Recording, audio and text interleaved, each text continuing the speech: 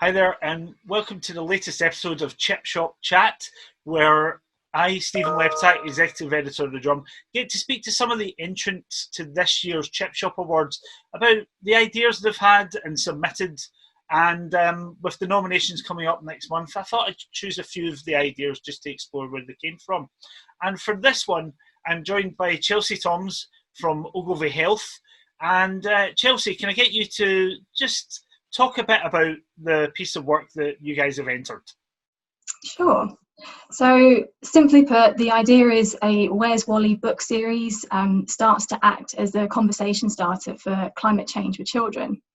And if you picture a child going through the Where's Wally book, searching for Wally here and there, going through all of the sort of the nitty-gritty illustration, maybe as they turn the page by page, they start seeing nods to the effects of climate change here and there.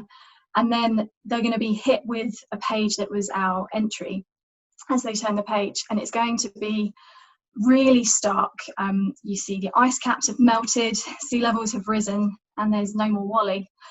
That sounds quite dramatic as I'm saying it here, but it's meant to shock. It's not meant to terrify, it's meant to shock. Wow. And we hope that that will do that visually with the way that the page is laid out. It's going to be very barren with just the waves featured, as opposed to the really crowded pages they would have seen before. Mm-hmm. And then also coupled with the message that's on the page about Wally couldn't save his world, but we can save ours. So a little bit of an active message there and a bit of a positive spin to engage the next generation who are going to have to deal with this problem.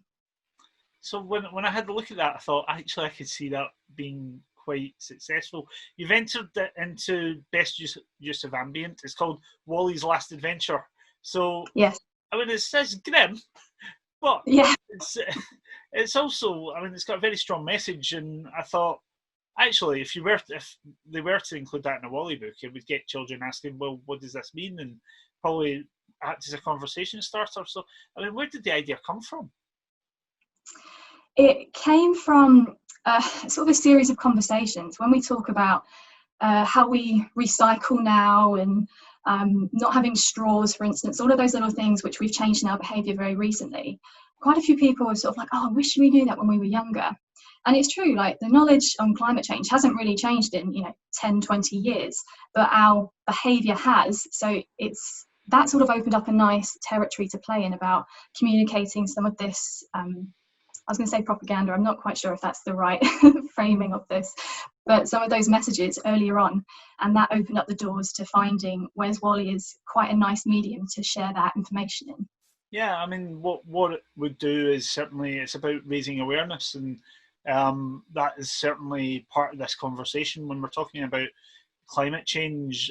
What I've experienced personally when I'm having conversations with others who have done work in this field is they weren't having these conversations years ago. Unless things proactively spur on awareness driving, then nothing changes. So I think it's a really nice idea that would help that. Thank you. Yeah, it's definitely something which is quite endearing. It is, as you say, it is quite grim, but the way in which it's executed, I think, to the parents, I guess more the millennial generation now, it does resonate, but also it's going to be something which should be quite impactful to the children themselves. Yeah, it's very chip shop, as I like to say when I see things. In terms of the awards itself, then, what do you think of the idea of the Chip Shop Awards are the only creative awards in the world that has no rules, so you can go off, come up with an idea and really explore it. How did that help all involved in this respect? Oh, we've loved it.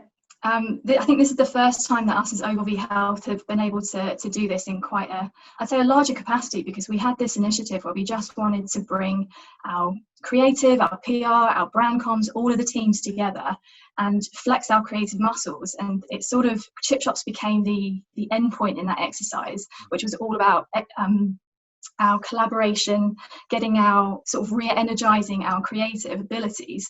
And what we found is actually there were some really cool ideas that our company have come up with together, and it's just fun to hear that whole experience has been really positive for us. But especially within health, like within our industry, we have lots of guidelines which we work within, and that in itself is quite a skill. But taking off, say, client needs, taking off all of our agency process, literally removing everything, and just making this about having a good idea is so freeing, and it pulled together some really nice ideas. Yeah, you do wonder if that gets lost sometimes in this industry, and I don't want you to come back on that. But it's yeah, we like the Chip Shop Awards for exactly that. We think it's freeing to an industry that loves a creative idea. Absolutely. Well, Chelsey, thank you for explaining all of that, and good luck when the nominations come. Those will be in the next few weeks, so hopefully we'll see your the Ogilvy Health name amongst those. And thank you to you, the viewer, for joining us once again as well. Lots more of these Chip Shop chats online, and keep an eye on the Chip Shop Awards website for when the nominations are announced. Take care.